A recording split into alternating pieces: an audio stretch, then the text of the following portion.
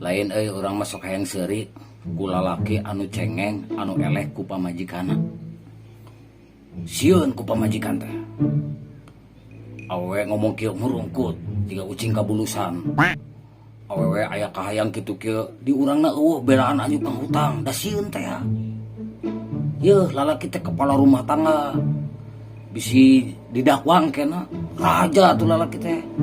Ulah sieun ku awewe ku pamajikan teh ulah sieun.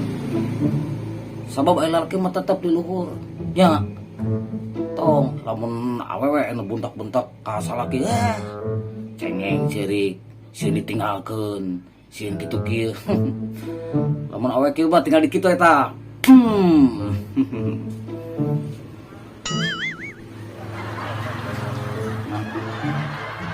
Jadi lamun awewe keur bager, urang kudu bager. Awewe keur soleh, urang kudu soleh. Kudunya aya kitu kieu teh ye. Jeung awewe urang teh. Ulah kana-kana lalaki balik digawe capek, di imah pabalatak pagaweana loba. Nya. Ti isuk nepikeun ka sore, ti beurang nepikeun ka peuting pagawean awewe teh loba teh eureun-eureun sing karunya sing nyaah.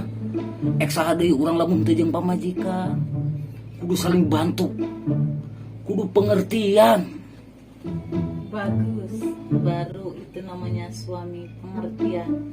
Iya mah.